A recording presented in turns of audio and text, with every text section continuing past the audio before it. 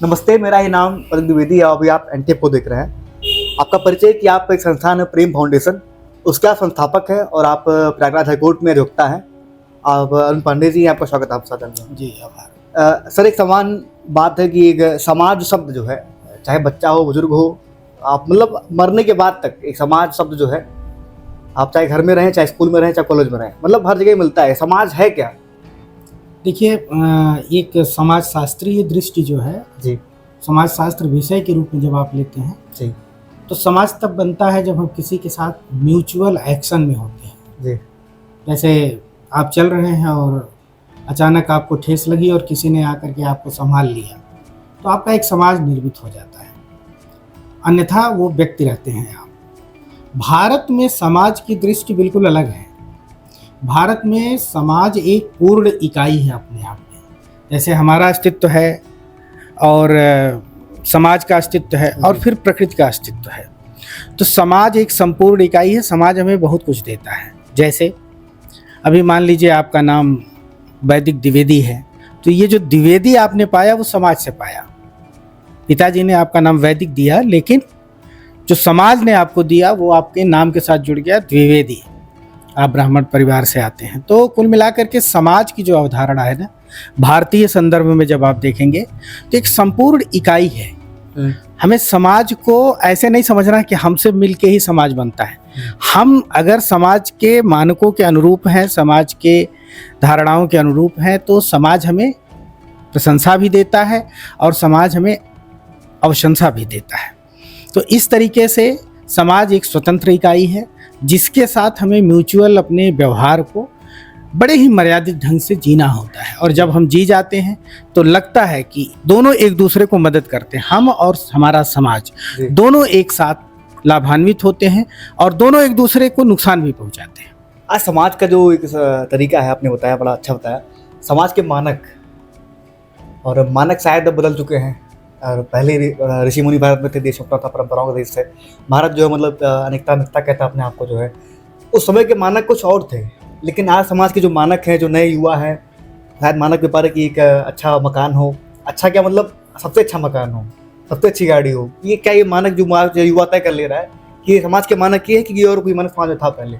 नहीं, देखिए, मानक और परंपरा, जी, परंपराएं जब मानक बनती हैं तो वो संस्कृति को जन्म देती हैं।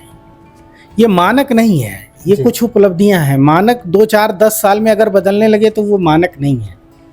भारत ऋषियों का देश है और परंपराओं को प्रमाणित किया, देखा, उसको समझा गया और वो सिद्ध हुई, तब जीवन में उनको स्थान मिला। जी।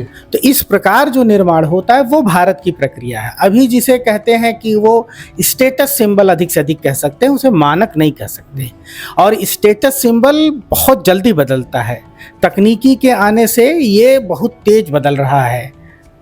किसी के पास बहुत लग्जरी गाड़ी होनी चाहिए तो पता चलता है कितनी भी बढ़िया गाड़ी आप ले लीजिए तो 2 साल में वो बदल जाएगी। ये इनोवेटिव समाज है ना, मनुष्य का बड़ा क्रिएटिव दिमाग है, तो अपने से सोच करके कुछ नया नया रच रहा है। इन्हें आप मानक न कहिए, मानक सार्वभौम होते हैं। मानव जीवन के लिए जो आवश्यक नियम हैं, जो आवश्यक परिस्थितियां हैं, उनको मानक कहेंगे। जी। किसी देश में जीने का मानक क्या हो, तो जब आप देखेंगे कि 2 जून की रोटी भी नहीं मिल रही है मान लीजिए किसी को, और कोई खा के मर रहा है, तो अब इस बीच में मानक क्या तय करेंगे? तो अभी जो ये फेज पूरी दुनिया में जो दिखाई दे रहा है, यह एक ट्रांजिशनल फेज है। तकनीकी से ये संचालित है और ये नहीं तय हो पा रहा है कि जो बदलाव हो रहा है, परिवर्तन तो होगा, लेकिन जो बदलाव हो रहा है वो आंतरिक मांग से हो रहा है या बाहरी दबाव के कारण परिवर्तन हो रहा है। तो ये जब सेटल होगा तो चीजें अपने आप स्पष्ट दिखेंगे। मनुष्य प्रगतिशील है और ये प्रगति ही करेगी। मानवता के सामने जो संकट है वो भी नैरेटिव है और जो बड़ी उजली तस्वीर है वो भी नैरेटिव है जी। लेकिन आस्था इस बात में होनी चाहिए कि मनुष्य कुछ बेहतर जरूर करेगा जी। अच्छा, समाज में तमाम चीज़ें हैं, आपने बताया कि आज देश के बारे में आपने बात किया, विश्व के बारे में बात किया आपने। आपकी संस्था जो काम कर रही है प्रेम फाउंडेशन, किस तरह उस समाज में जाएगी और अपना एक जो नैरेटिव पूरा समाज के बारे में है, जो कल्पना है, जो आपने बताया, कैमरे पे बताया हम लोग को भी, किस तरह आप काम करने वाले हैं और विषय क्या होंगे उसमें? अभी मैं वही चर्चा कर रहा था, आपसे बता रहा था जी कि हम जो सोचते हैं हम वही होते हैं। जी।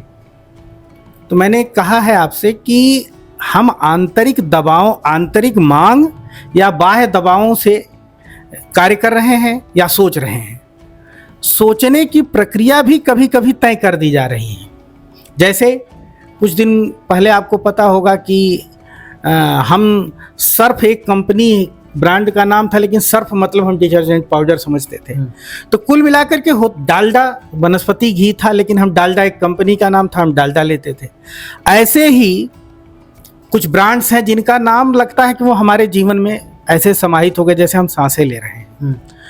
प्रेम फाउंडेशन की स्थापना हर युवा के लिए आवश्यक थी जो ये समझता था कि हमारे सोचने की प्रक्रिया पे कहीं न कहीं प्रभाव पड़ रहा है।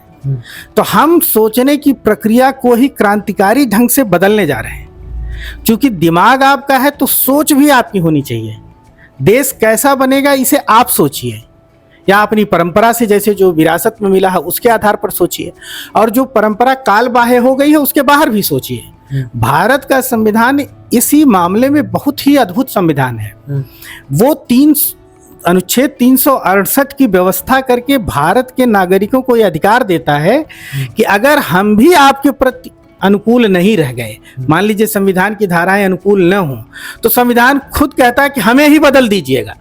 यह भारत की उदात्त आदर्श है, ऋषि परंपरा का आदर्श है। इसीलिए ऋषियों ने जो ज्ञान का सबसे प्रकट और प्रखर रूप दिया दुनिया को, वो वेद है। आज भी निर्विवाद है कि वेदों जैसा ज्ञान कहीं और नहीं है।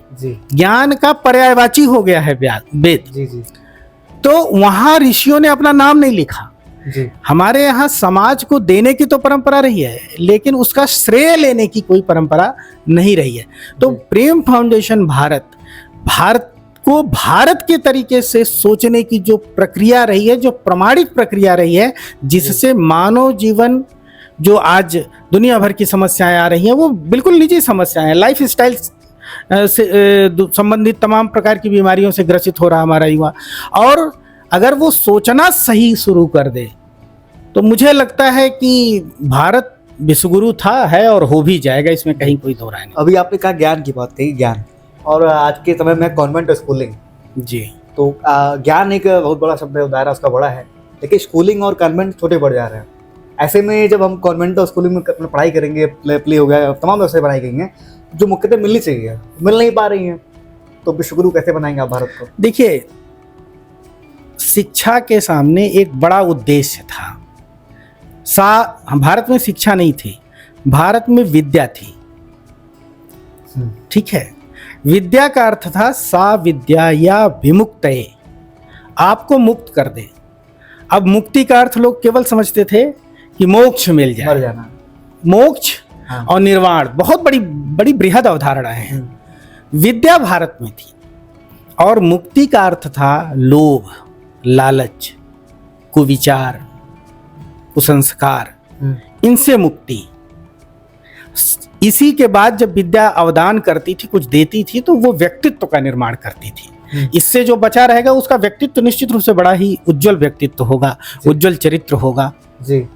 तो विद्या का उद्देश्य बड़ा व्यापक था। फिर उसमें से एक बात आई, दुनिया जब नौकरशाही या एक ऑफिस से चलाए जाने की बात आने लगी जी, कि सुदूर बैठा दिल्ली में बैठ करके भी एक आदेश पारित किया जाए और भारत के कह लीजिए अंडमान निकोबार के अंतिम गांव में भी वो फॉलो किया जाए।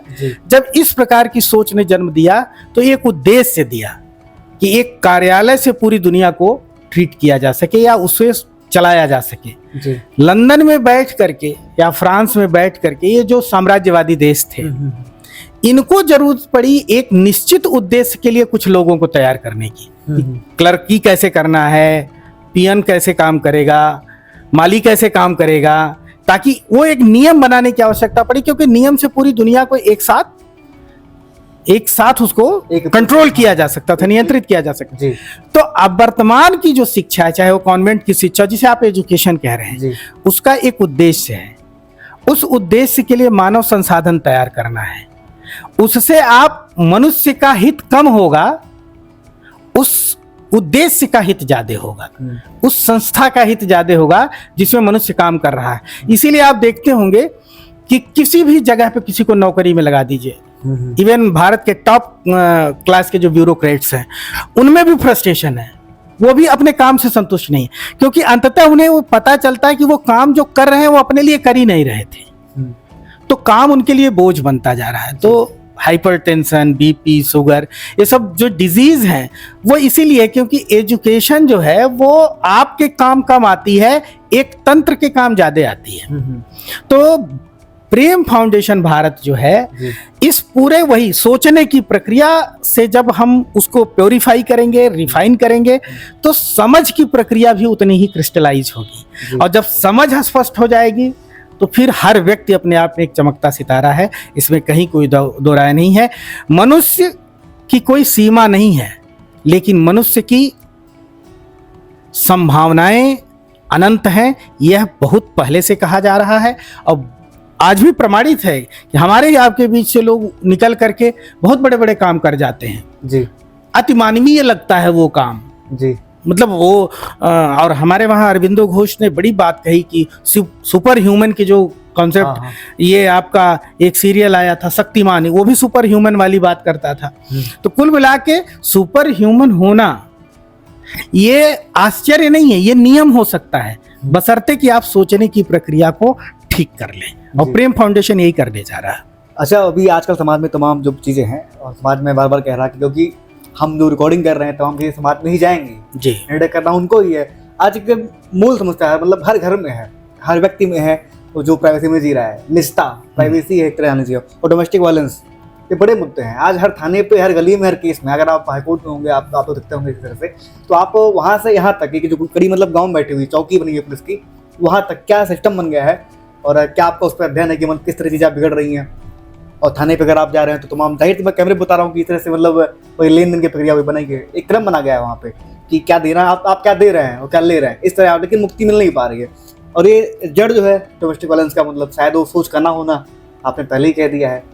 इस तरह का आपकी समीक्षा क्या है, मतलब इस पूरे मामले के बारे में, डोमेस्टिक वायलेंस पे? देखिए, जब परिवार की अवधारणा को तोड़ेंगे, घर की अवधारणा को तोड़ेंगे जी, घर से मंदिर जा रहे हैं लोग जी, पहले हमारे हृदय में मंदिर था, अब वो फिर हमारे घर में मंदिर बना, और अब मंदिर कहाँ बन रहा है, घर के बाहर जी। ये धीरे धीरे हम अपनी संस्कृति से दूर होते गए। व्यक्ति ब्रह्म है, ठीक है, निजता जैसा क्या है, प्रकाश का अस्तित्व या उसकी महत्ता उसके प्रकट होने में है। अगर हमारा चरित्र उज्जवल है तो हम प्रकट होना चाहेंगे। जी, जी, जी। किसी विद्वान ने बड़ी अच्छी बात कही है कि गलत क्या है, गलत की परिभाषा, वैसे सही गलत की कोई परिभाषा नहीं दी जाती, लेकिन बहुत बड़े मनीषी आसानी से समझा गए कि जिसे छिपाना पड़े वह गलत है, बाकी सब सही है। तो निजता जैसी अवधारणाएं हैं, मनुष्य की निजी सुख की बात है, और उस पर एक सभ्य समाज कभी भी हस्तक्षेप नहीं करता जी, या उसे कोई तकलीफ नहीं होती जी। निजता का सम्मान करते हुए भी एक सभ्य समाज बनाया जा सकता है जी। लेकिन निजता की सीमा कुछ भी बोल देना, कुछ भी लिख देना, कुछ भी कह देना, यह निजता नहीं है। फिलहाल निजता की जो अभी की परिभाषा है और जो अभी की समझ है वो समाज के लिए और व्यक्ति के खुद के लिए बहुत घातक है जी। ये नहीं होना चाहिए जी। और ये जो हिंसा हो रही है परिवार में, डोमेस्टिक वायलेंस, वो होना ही है। वो बड़ा, वो एक कहा ना मैंने कि हम सोच की प्रक्रिया पर प्रहार करने जा रहे हैं। हम सोचते ही अलग ढंग से हैं। जैसे कहा कि नरक क्या है, तो किसी बड़े विद्वान ने फिर कहा, मैं उस विद्वान का नाम कोट नहीं कर पा रहा हूँ, उन्होंने कहा कि वो जो दूसरा है जी, वही नरक है, जो आपके अलावा है और जिसे आप महत्व दे रहे हैं वो आपके लिए नरक पैदा करेगा। और अगर सब आपका है और सब आपके जैसे हैं, तुलसीदास जी ने बहुत बढ़िया लिखा कि सिय राम मैं सब जग जानी और करहु प्रणाम जोर जुग पानी। तो अगर पूरी दुनिया हमें अपनी जैसी दिखाई दे रही तो हमें फिर शिकायत नहीं होगी, हमें जिम्मेदारी का भाव जागृत होगा कि अगर दुनिया गंदी है तो वो उसकी जिम्मेदारी मेरी है। दुनिया अच्छी है तो हमें प्रसन्नता मिलेगी कि हमने कुछ किया और दुनिया खूबसूरत बन गई। प्रेम फाउंडेशन बिल्कुल इसी कॉन्सेप्ट पे काम कर रहा है। हमारे इर्द गिर्द जो घटित हो रहा है वह उसके पीछे जाने अनजाने, कभी कभी कॉन्शियसली और कभी कभी अनकॉन्शियसली, चेतन और चेतन रूप में हम ही जिम्मेदार हैं जी। हम जो कुछ भी हैं सोच की प्रक्रिया के कारण है, और सोच की प्रक्रिया से उपजी समझ और उस समझ के आधार पर लिया गया जो हमारा निर्णय है वही हमारा व्यक्तित्व है जी। और हम इसी पर काम करने जा रहे हैं, क्योंकि भारत के युवाओं के लिए एक बड़ी समस्या है। उनको सोशल मीडिया इंफॉर्मेशन की बम्बार्डिंग है, इतना इंफॉर्मेशन है और कंट्राडिक्टरी है, समझ में नहीं आता। यहाँ तक कि राष्ट्राध्यक्षों के भाषण भी अलग अलग कंट्राडिक्टरी छपते हैं, लिखे जाते हैं, बोले जाते हैं। ठीक है, तो पहले क्या होता था कि कुछ सैंक्शन थे कि आपको देख के उस पर लगाया जाएगा, किया जाएगा, आप इतना ही बोल सकते हैं, आप इतना ही कर सकते हैं, सीमा। लेकिन अब ऐसा कुछ नहीं रह गया है जी। और उसके लिए वही है कि निजता का वो है, निजता का आपकी आड़ लेकर के, ये ठीक नहीं है। धीरे धीरे सब ठीक होगा। मैंने कहा ना कि अगर हम सीमाओं पे काम करेंगे तो हम सीमित रहेंगे, अगर हम संभावनाओं पे काम करेंगे तो हम ऊर्जा के साथ, उत्साह के साथ और एक आशा के साथ काम कर सकते हैं, और हम सफल होंगे, इसमें कहीं कोई दो राय नहीं। आपकी संस्था में एक शब्द है भारत, बड़ा प्यारा शब्द है और हम लोग के लिए गर्व का विषय भी है। और जहाँ तक चीजें आती हैं और हमने देखा भी इसके बारे में, भारत देश जो है ये शायद डेमोक्रेसी में जी रहा है, या फिर कहीं तरफ पूंजीवाद है, इसके खिलाफ एक नारा है डेमोक्रेसी। और भारत में डेमोक्रेसी इस तरह फैली हुई है, वहाँ के 4 स्तंभ बनाए गए थे, और चारों स्तंभ के बारे में आप जान ही रहे हैं। आज 4 स्तंभ में कितने स्तंभ शेष बचे हैं और कितने पे काम हो रहा है। और सूचना का विभाग, जब न्यूज मीडिया जो है शायद वो धराशायी हुई, विज्ञापन की होड़ में वो कहाँ से कहाँ तक आ चुकी है आप दिख ही रहे हैं। और जो पुलिसिया विभाग हो गया, हमारा कार्यपालिका, वो हुई, जो भी चीज़ें हैं आप सामने आपके हैं, और न्यायपालिका तो अपना काम कर ही रही है। लेकिन एक पार्लियामेंट्री सेशन में आज तमाम बातें होना, एक तरह से मतलब जज पे, CBI पे अगर आप सवाल कर रहे हैं, इसमें आपकी डेमोक्रेसी किस तरह बचने वाली, किस तरह आप खतरा आने वाला है? डेमोक्रेसी की अवधारणा उधार की अवधारणा है जो अभी प्रेजेंट में भारत में जी। भारत बिना लोकतंत्र के रह ही नहीं सकता। भारत का जीवन ही लोकतंत्र के बगैर नहीं रहेगा जी। लेकिन भारत को जो चलाने वाले, लोकतंत्र को समझने वाले लोग हैं, वो भारत की सत्ता में नहीं है जी, क्योंकि सत्ता और लोकतंत्र का कोई संबंध नहीं होता जी जी। वो व्यवस्था है, सत्ता एक व्यवस्था है और लोकतंत्र एक मन स्थिति है जी। भारत के लोगों को जबरदस्ती विदेशी प्रकार के लोकतंत्र की मन स्थिति में लाने का प्रयास है, जिसके लिए चुनाव एक साधन है। चुनाव में भी तमाम अप्स एंड डाउन्स हैं और तमाम प्रॉस कॉन्स हैं, उसमें चलता रहता है। भारत में भारत के तरह के लोकतंत्र की आवश्यकता है। उसमें संविधान कुछ हद तक हमारी मदद करेगा, इसमें भी कोई दो राय नहीं, क्योंकि भारत के संविधान को भारत के संविधान निर्माताओं ने बनाया है। लेकिन इस तंत्र में, जिस तंत्र में हम काम कर रहे हैं, इस बात को स्वीकार करना पड़ेगा कि यह तंत्र उधार का है और यह भारत की मनस्थिति के अनुकूल नहीं है। इसको अनुकूल बनाने के लिए ही हमें आज़ादी की जरूरत थी जी। और उस प्रयास में कुछ काम हुआ भी है, लेकिन उसका प्रभाव इसलिए नहीं दिख रहा है कि अंततः वही मानसिकता हावी हो जाती है। जैसे 73वां 74वां संविधान संशोधन भारत में आया और ये हुआ कि पंचायती राज आने से तीसरे स्तर का लोकतंत्र निर्मित हो जाएगा, लेकिन हुआ क्या? अब तो हम उसका परिणाम देख सकते हैं। हमारे पास लगभग 30 वर्षों का अनुभव हो गया, 25-30 वर्षों का उसका अनुभव है। ये बताता है कि सब कुछ ठीक ठाक नहीं है। उसको ठीक करने के लिए फिर वहीं जाना पड़ेगा कि भारत के लोग कब भारत का होकर के सोचेंगे, भारतीय परंपरा से जो मिला ज्ञान है उसके अनुरूप सोचेंगे। हमें ही अधिकार है, जिसे समझ है उसी को यह अधिकार होगा कि क्या गलत है क्या नहीं है। भारत की संस्कृति में क्या गलत है, भारत के समाज में क्या गलत है, भारत की परंपरा में क्या गलत है, यह विदेशियों से या दूसरे विद्वानों से सीखने की आवश्यकता नहीं है, क्योंकि उनकी समझ भारत को लेकर के निर्मित नहीं हुई है। भारत कोई ऐसा देश नहीं है जो 200-400 साल पहले बना। कुछ लोग जैसे अमेरिका भी 200-400-500 साल पहले ही अस्तित्व में आया और आज जो दिख रहा है। भारत बहुत प्राचीन देश है जी, और इसको उसी ढंग से सोचने वाले लोगों की जरूरत है। प्रेम फाउंडेशन ऐसे ही लीडर्स का निर्माण करेगा जो इस तरीके से सोच करके और सफल होकर के खुद को दिखाएंगे, जी। मार्गदर्शक बनेंगे और फिर समाज उनके पीछे चल पड़ेगा। अच्छा, एक शिकायत और भी आप लोगों से रहती है, मेन अगर आप अधिवक्ता भी हैं, शिकायत इसलिए मैं कह रहा हूँ आपसे, लोग कहते हैं कि मतलब न्यायपालिका वो धीरे काम करती है, तो इस पर क्या आपका अध्ययन है? न्यायपालिका धीमे काम करती है या कार्यपालिका धीमे काम करती है, एक तो समझने की आवश्यकता है कि हम उतने बड़े समाज के लिए कोई ऐसी व्यवस्था नहीं दे सकते जो पूर्णतः फ्लॉलेस हो, यानी जिसमें गलती न हो, त्रुटिहीन व्यवस्था का निर्माण नहीं कर सकते आप। कुछ न कुछ त्रुटियां रह जाएंगी। आवश्यकता आपको ये समझने की है क्या हम सुधार की तरफ जा रहे हैं या नहीं जा रहे हैं जी। या यह चिंता का भी विषय है कि नहीं है। चिंता का विषय है भी तो क्या हम गंभीर हैं इसको लेकर के दूर करने के? क्या जी। अभी भी बहुत सारे हाई कोर्ट्स में हैं जिनमें जजेज की संख्या ही पूरी नहीं है। तो ये तो बेसिक रिक्वायरमेंट हो गई, न्यायपालिका को चलाने के लिए जजेज की जरूरत है। इतनी बड़ी आबादी में, इतनी बड़ी आबादी पे, भारत जैसे बड़े देश में जहां लगभग 140 करोड़ की आबादी है, उसमें भी आज अभी सुप्रीम कोर्ट में केवल 30 जजेज हैं। जी। मामले इतने सारे हैं, मामले बहुत सारे लंबित हैं। तो या तो आप समाज में ऐसी व्यवस्था, समाज की सोच को बदलिए कि विवाद कम से कम स्थिति पैदा हो, या फिर विवाद को निपटारे की प्रणाली बना दीजिए। तो हमारा प्रेम फाउंडेशन, मैं फिर अपने को जिम्मेदार मानता हूं इन परिस्थितियों के लिए, अपने संगठन को तैयार करूंगा कि इसके लिए भी हम सोच के स्तर पर जब काम करेंगे तो छोटे छोटे विवाद, जैसे भारत में पहले काल में गांव में पंचायतें हुआ करती थी, वो सुलझ जाते थे, आपसी सुलह समझौते से हो जाते थे, जिसमें किसी तीसरे का इंटरेस्ट जन्म नहीं लेता था। बिल्कुल सही बात। वकील एक तीसरा पार्ट है जी, उसमें उसका व्यवसाय है इन विवाद में। तो अगर व्यवसाय होगा तो व्यवसाय, तो कौन चाहेगा कि उसका व्यवसाय खत्म हो। अच्छा, एक आपने शब्द कहा लीडरशिप, बड़ी प्यारी चीजें हैं और शायद आज देश को आवश्यकता इसकी पड़ी हुई है। राजनीति देश में आज चरम पे चल रही है, मतलब हर काम से ऊपर राजनीति है आज भारत में।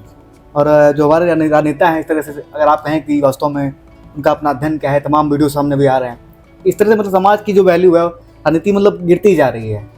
ऐसे हालात में कि जो देश का मतलब मंच है, हर तरह मतलब कभी जुमले टिका हुआ है, या फिर मतलब कुछ इस तरह का लाभ जो एज हार्ड कैश, चाहे किसान निधि वाली जो हो गई अभी हाल ही में, कभी एक नया नियम फिर पास हुआ है अपने यूपी में कि बच्चों के जो बच्चे मतलब पढ़ते हैं विद्यालयों में, जो गवर्नमेंट विद्यालय हैं, वहाँ पर उनको मतलब कैश मिलेगा, उनके बैग के लिए, स्कूलिंग के लिए कैश देंगे, मतलब वहाँ 1200 रुपये। आपकी पोस्ट से पड़ी हुई थी, मैंने वहाँ पढ़ा है तमाम चीज़ें।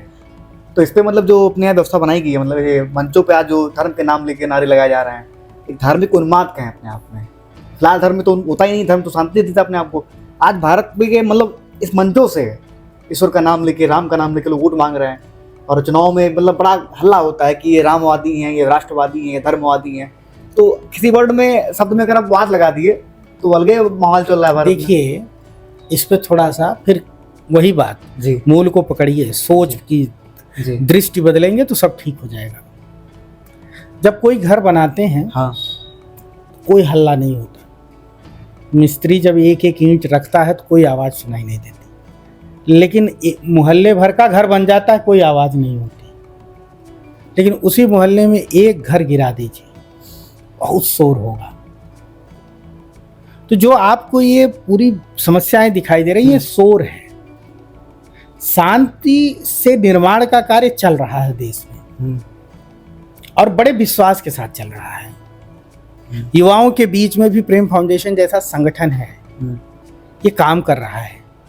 इसका असर, ये चूंकि ऐसी इमरजेंसी सर्विस नहीं है ये जी, हम ये मान के नहीं चलते कि हमें इसका श्रेय मिलेगा कि नहीं, क्योंकि भारत की संस्कृति श्रेयवादी संस्कृति नहीं है। जितना भी कार्य भारत में श्रेय लेने के लिए किया जाएगा, उसका परिणाम सुफल नहीं हो सकता। सुफल तो नहीं होगा, कुफल होगा। ठीक है जी। तो श्रेयवादी कार्य जितने भी हैं वो अनुकूल नहीं है देश के जी। सब कुछ चल रहा है, निर्माण कार्य भी चल रहा है जी। देश में बदलाव भी हो रहे हैं, बड़े सुखद बदलाव भी हो रहे हैं जी। जो कुछ भी ऊपर से दिखाई दे रहा है, ये दरअसल वो हताशा है जो निर्माणवादी नहीं है, जो सृजनवादी नहीं है, जो संकल्पवादी नहीं है जी। उनके लिए संकट है जी। क्योंकि अव्यवस्थाओं का लाभ उठाने वाले भी कुछ लोग होते हैं।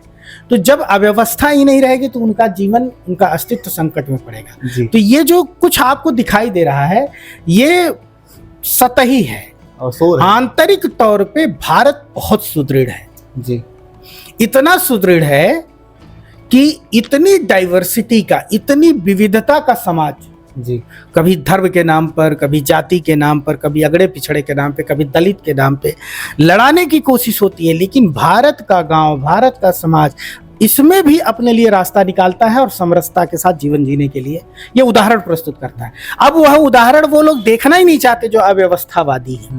बाकी सब सुखद है। भारत इसीलिए भारत कहा जाता है क्योंकि ये हमेशा संभावनाओं की तरफ देखता है, प्रकाश की तरफ देखता है और असतो मां सदगमय की बात करता है, तमसो मां ज्योतिर्गमय की बात करता है। और भारत का आज का नहीं, ये बड़ा प्राचीन है, संकल्प है, घोषणा है कि सर्वे भवन्तु सुखिनः सर्वे सन्तु निरामयाः। जी ठीक है, तो अयम निजः परो वेति गणनाम लक्षित साम, ठीक है, उदार चरुता नाम तू वसुधैव कुटुंबकम। जी तो हम जब कहते हैं कोई चीज तो आज तक हम उसे संकल्प के रूप में, मंत्र के रूप में दोहरा रहे हैं जी और हम दोहराएंगे। जी। भारत में बहुत सारे युवा ऐसे हैं, हमारे साथ जुड़े हुए ऐसे तमाम नौजवान लोग हैं, तमाम ऐसे बुजुर्ग हैं जिन्होंने हमारा साथ देने का संकल्प लिया और हम लोगों के द्वारा जो इस प्रेम फाउंडेशन का निर्माण है, इसके परिणाम आपको दिखने लगेंगे, बड़े सुखद परिणाम होंगे। और भारत बहुत दिव्य भूमि है। जी। आज एक समस्या और समझ में आ रही है, चमत्कार। आपके पोस्ट पढ़े थे मतलब जी। देखा मैंने पढ़ा के बारे में। आज एक धर्म में चमत्कार आ गया है, इस पर क्या आपकी राय है? चमत्कार मूर्खों का नशा है। जी जितने लोग चमत्कार बांटते हैं, आपके जीवन में चमत्कार घट सकता है, लेकिन किसी और की वजह से आपके जीवन में चमत्कार आएगा ऐसा नहीं होता। आप मंत्र पढ़ेंगे, आपका उद्धार होगा। जी। आप योगा करेंगे, योगा नहीं, योग जी। करेंगे तो निश्चित रूप से आप रोग मुक्त होंगे। जी आपका शरीर अच्छा बनेगा, क्योंकि शरीर साधन है। शरीर अच्छा होगा तो मन अच्छा होगा, मन अच्छा होगा तो सोच अच्छी, तो परिणाम अच्छा दिखेगा, सुंदर समाज दिखेगा। समाज में एक प्रतिनिधि के रूप में जब समाज आपको प्रस्तुत करेगा तो वो दावे के साथ कह सकेगा कि हमारे पास एक ऐसा भी व्यक्तित्व है जो हर दृष्टि से सक्षम है। जी। अच्छा, कोविड एक शब्द मतलब बीमारी, महामारी कहें या तो विश्व छाई हुई थी और उस समय आपने मतलब काफ़ी सी चीज़ें आपकी मतलब सामने आई थी और फिर से वो कोविड का मतलब सवाल उठ रहा है, कोविड आने वाला है या फिर मतलब एक लक्षण पाया जा रहा है। उस समय में आप जो अध्ययन किया आपने, जो लगा आपको समाज के बारे में, और तमाम जलवायु भी अच्छी हो गई थी, समय हवाएं अच्छी हो गई थी, हर तरह ठप, दुनिया खड़ी थी, मतलब कि यार अब क्या होगा, ऐसे उम्मीद में लोग जी रहे थे कि हाँ शायद दुनिया खत्म है। आपका बड़ा सुंदर अनुभव उस समय आपका अनुभव था। मैं चाहूँगा मतलब विस्तार से हर एक बारीकी पे, मतलब आपका लास्ट सवाल है, इसे मतलब पूरी बारीकी से अध्ययन करते हुए, अगर फिर ऐसा माहौल बनता है देश में तो हमें किस तरह से पूरी तैयारी करके बैठना है और किस तरह में करना क्या है, आप बताएं हमें। देखिए, वो आपकी तैयारी नहीं थी, कोविड की तैयारी आपकी नहीं थी, आप विवश थे। जैसे ही मनुष्य स्वतंत्रता पाता है, वो मुझे बड़ा सुखद लगा था कि हो सकता है इससे कुछ सीख ले, लेकिन मैंने देखा कि एक चीज़ सीखा कि और दूनी गति से कमाने के पीछे लग जाना और फिर वही हवस जिंदा हो जाना कि हमें कितना धन मिल जाए, हमें कितना वैभव मिल जाए, हमें कितना प्रसिद्धि मिल जाए। यद्यप मुझे ऐसी उम्मीद नहीं थी, मुझे लग रहा था कि दुनिया बहुत कुछ सीख लेगी और हिंसा से मुक्त हो जाएगी और फिर प्रेम से जीना लोग सीख लेंगे, लेकिन वो हुआ नहीं। तो आपकी कोई तैयारी नहीं हो सकती, क्योंकि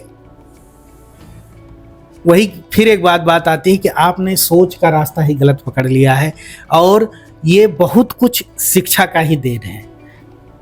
आपको लगता है कि आप सोचते हैं, लेकिन कुछ दिन बाद पता चलता है कि अरे आप तो सोच ही नहीं रहे थे, आप तो सोचने को विवश थे आप। ठीक है, बिल्कुल। तो आप अभी विवशता में काम कर रहे हैं, प्रभाव में काम कर रहे हैं। और प्रेम फाउंडेशन जैसे संगठनों का और मेरा अनुभव जो रहा है, वो मैं चाहता हूं कि आप अपने स्वभाव में जिए, और स्वभाव से मनुष्य बहुत खूबसूरत है। अच्छा, कोविड-19 मतलब उसके जो कुछ मतलब पॉजिटिव पॉइंट थे समाज के लिए, आप कहें कि मतलब पूरे देश की दुनिया के लिए और जो मतलब पक्षियों के लिए, है ना?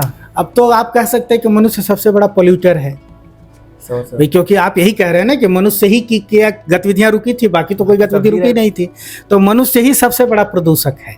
तो मनुष्य सुधरेगा तो अब यही तो मैं कह रहा हूँ, यही बात तो मैं बार बार दोहरा रहा हूँ कि जिस दिन मनुष्य सुधरेगा, ये दुनिया बड़ी खूबसूरत है, बहुत संभावनाएं हैं और सुधरेगा ही।